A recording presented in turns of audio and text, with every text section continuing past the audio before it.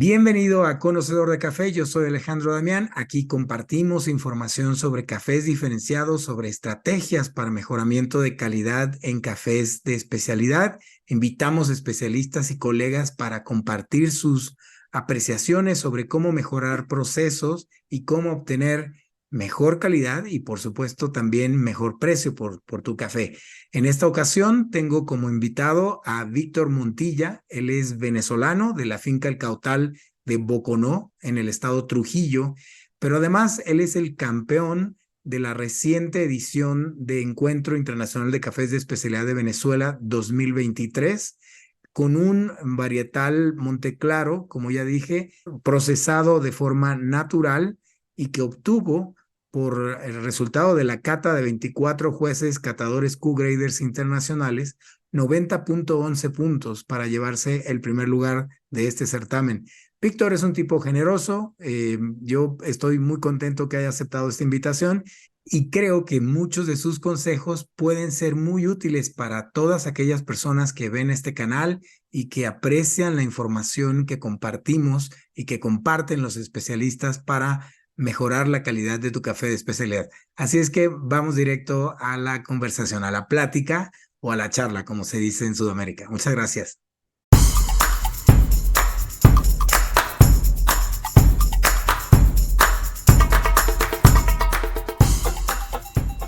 Mi abuelo me contó hace un par de años, esa hacienda tiene alrededor de 100 años. 100 años porque, ojo, ¿qué sucede?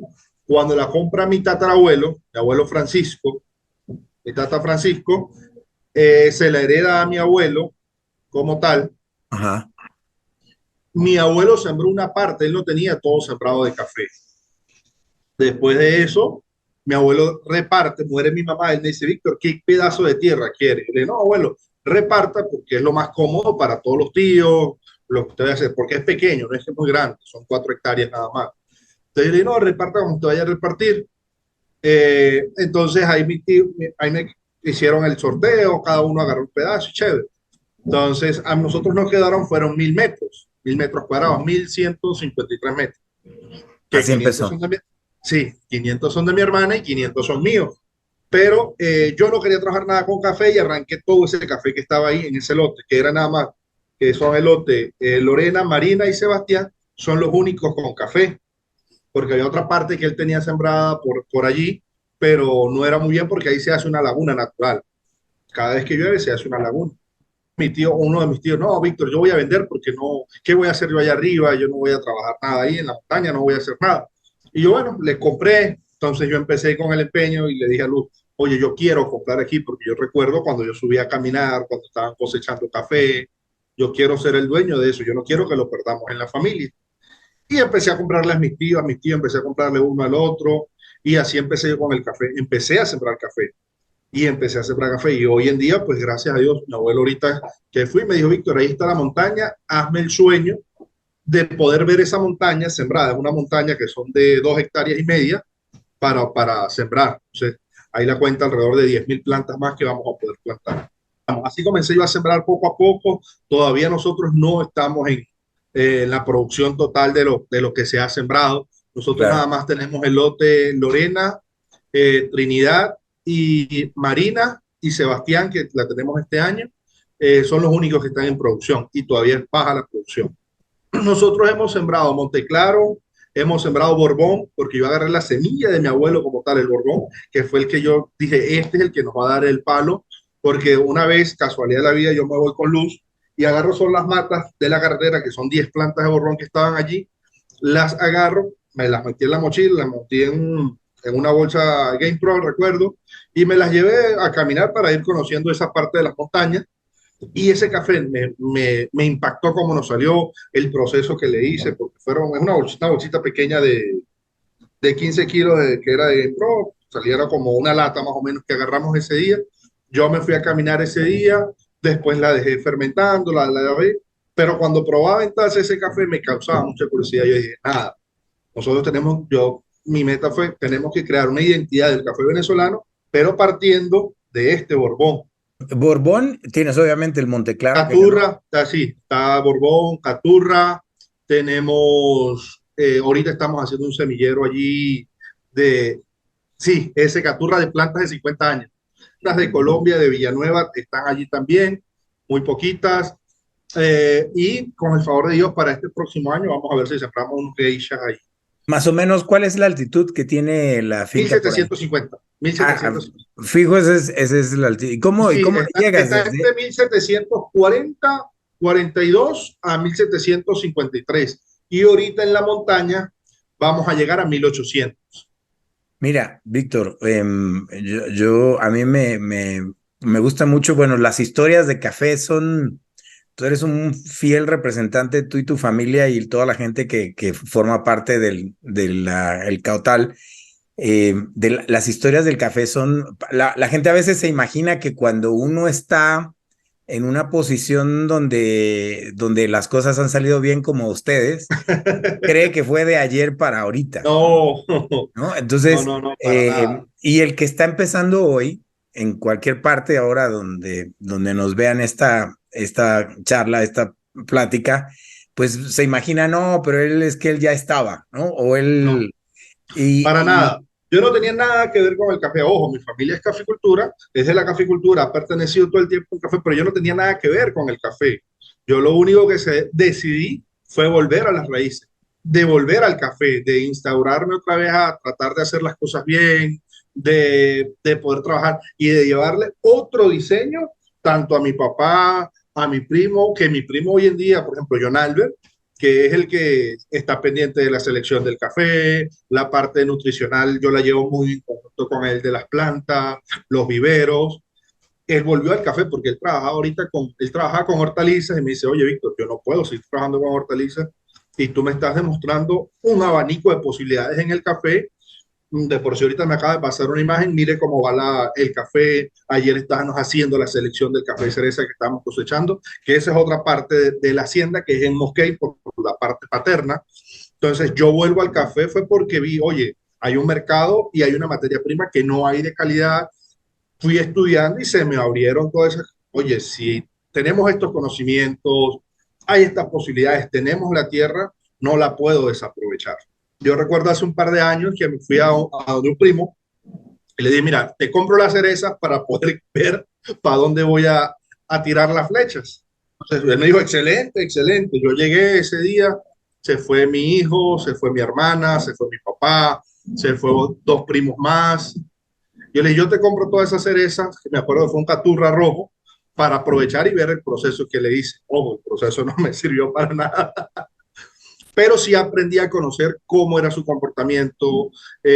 Ahí definí yo no trabajar casi con agua, porque el agua me puede cambiar, para mí yo sentí que el agua puede cambiar mucho por los minerales que tiene y además las nacientes de Boconó, hay que saber de dónde viene esa naciente para saber más o menos qué minerales o qué vienen allí.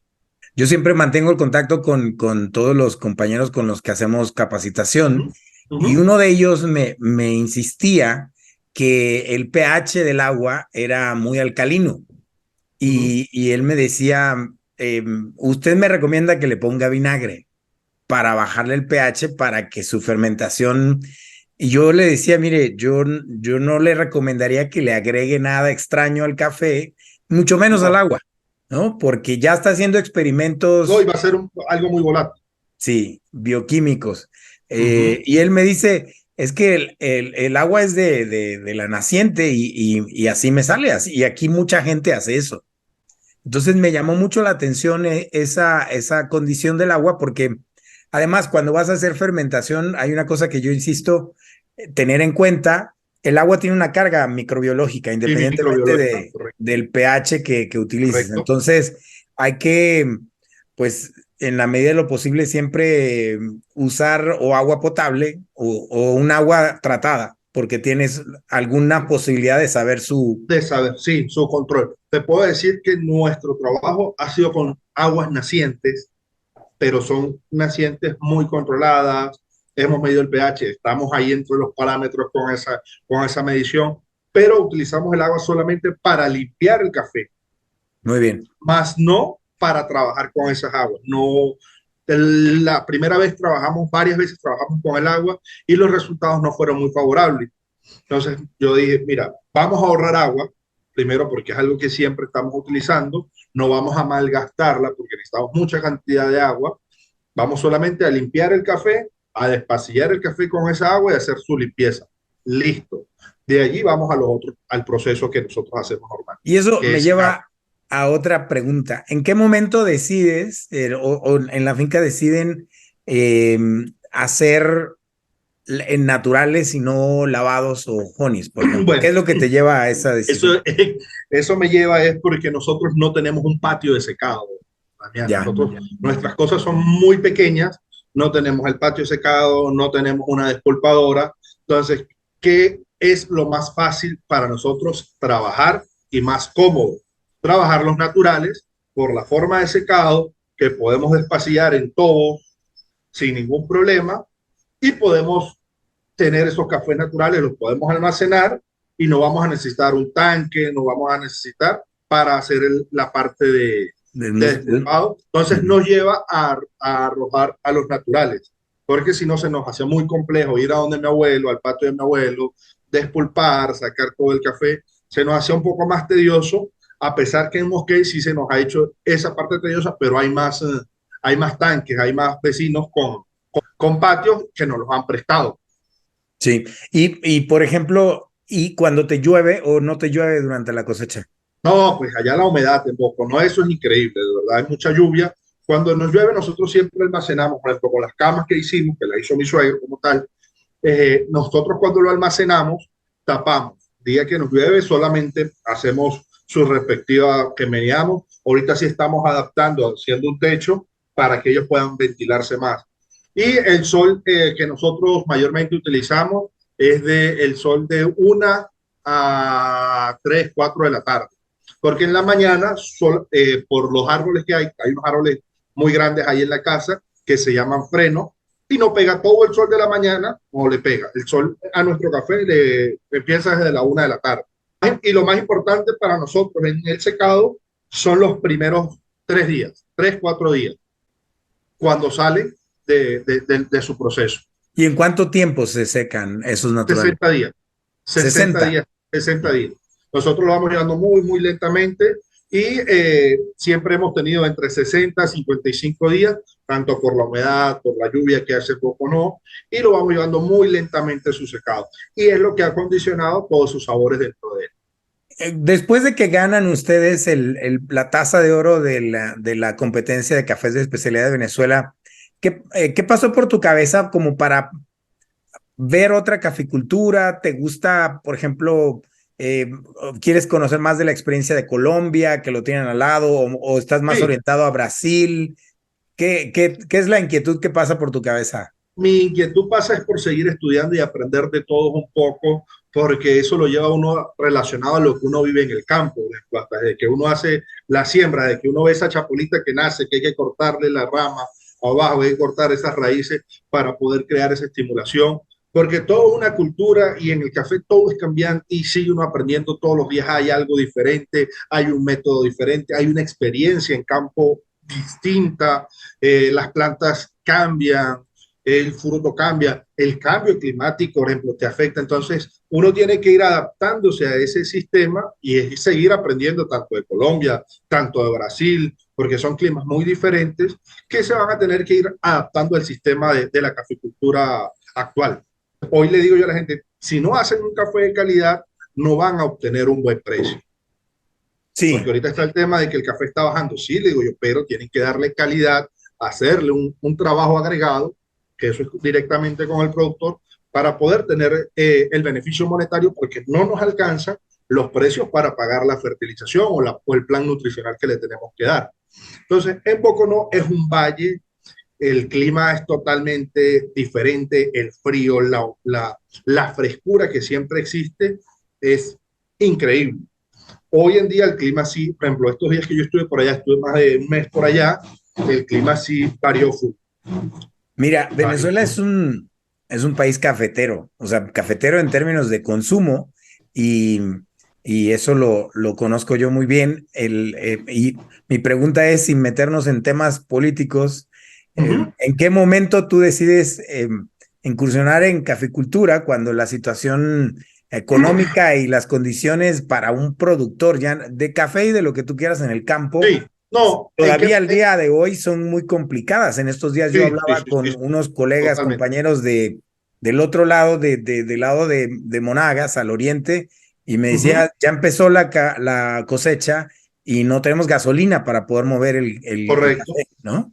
correcto, ¿no? Y simplemente para llevar de un lado a otro un insumo, llevar que un abono, todo eso tú tienes que saberlo y saber cómo bandearte para romper eso y poder mover de un lugar a otro hasta los obreros, de llevármelo. Pues. Nosotros simplemente para pasar la guaraña, cada uno no puede agarrar en el lomo y llevárselo hasta arriba. Es difícil llevárselo a la montaña, una guaraña. Entonces, ¿qué hacemos? Vamos a ver Qué cómo es una podemos guaraña conseguir. para los que... Es una desmalezadora Ajá. para limpiar el monte, porque nosotros hacemos la congola con la escardilla para recoger toda la tierra hasta la parte de la planta y después pasamos la guaraña para hacerle menos daño y poder crear más abono vegetal o abono verde a las plantas y al terreno. Pero, Eh, ¿qué estabas pensando cuando te metes en caficultura que considerando cómo están las cosas? estaba pensando en ese momento de que había muchas marcas de café y poca materia prima. Sí. Yo nunca recuerdo de cuando yo comencé, porque yo comencé fue con otra empresa que me daba, porque yo tenía una empresa de productos de limpieza y me pedían era mucho café y empezó, no, empezó a escasear el café. Y decía, conchale, teniendo un pedacito de tierra, toda mi familia ha sido caficultora, voy a sembrar, va a tener materia prima y darle un poco de imagen a mi marca, a Boca Café, darle imagen y poder tener un café de calidad y poder llevarlo a las empresas que yo le vendo. Entonces, ¿cómo hago? Cuando voy y le presento el proyecto a mi papá me dice, nunca se me olvida, usted está loco porque eso no le va a dar. Toda la vida, nosotros mientras que hemos sido toda la vida campesinos, hemos sido agricultores toda la vida, toda la vida cafetaleros, hemos sido más pobres. Mientras más café, menos dinero hemos tenido. Entonces, ahí empezó mi estudio a buscar el por qué y el para qué quería yo trabajar dentro del café y qué quería buscar y cómo romper esa barrera de precios. Siempre ha sido esa, cómo romper esa barrera de precios para que nos pudiera dar.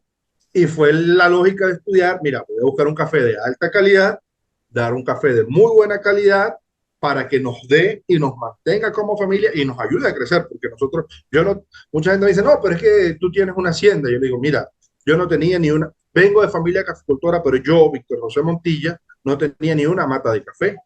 Mi siguiente pregunta sería, ya tú no has contado el secado Uh lento que -huh, haces con los uh -huh, naturales. uh -huh. Cuando empezaste a hacer fermentación, ¿qué pasó por tu cabeza o qué proceso haces para que nos puedas compartir Lo para que otras quería, personas? Ya el no usas proceso, agua, ya lo no, contaste. mi proceso de fermentación yo quería era buscar más azúcares, que el café fuera muy sutil, porque el café de Boconó de por sí es muy sutil, es muy suave. Lo único es que saber beneficiarlo.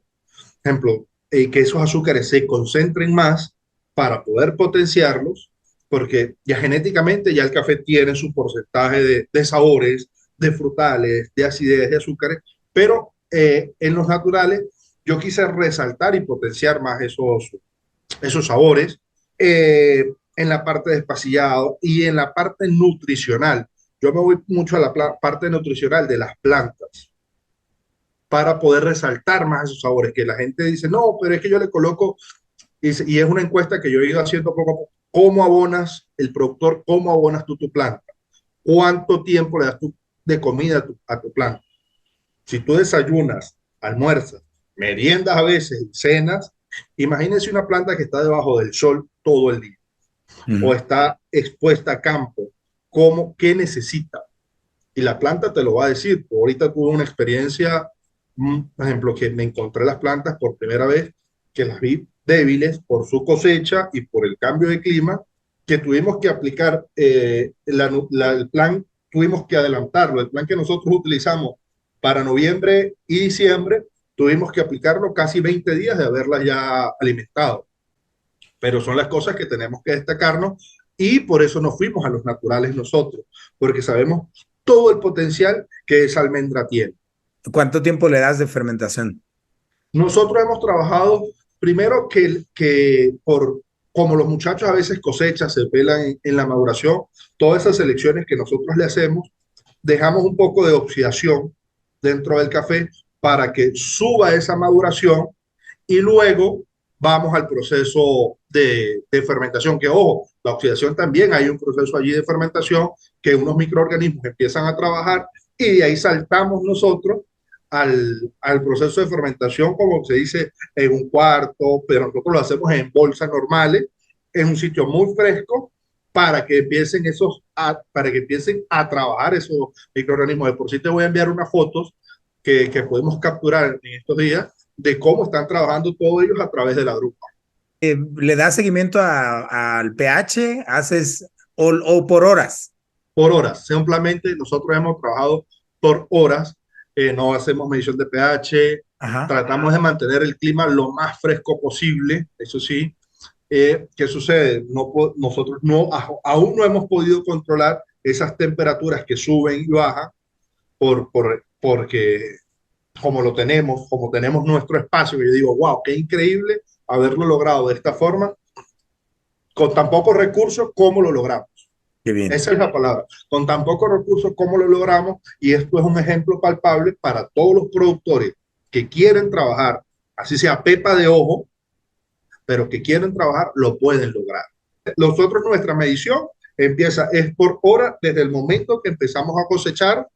El momento de cuando cosechamos no es que dejamos el café cada vez que cosechamos, como se deja en el campo, que tú dejas una bolsa, no la dejamos a libre exposición, que esté a la intemperie pegándole todo ese sol, porque no, es que estamos cosechando, eso no importa, eso importa. Por ejemplo, tienes que tenerlo desde el momento que tú separas esa cereza de la planta, ahí tiene que estar en un sitio fresco, a pesar que el obrero llegue y la suelte. Cuando la suelte, la bolsa tiene que estar en un sitio muy fresco porque desde ahí ya empiezas a trabajar con el café.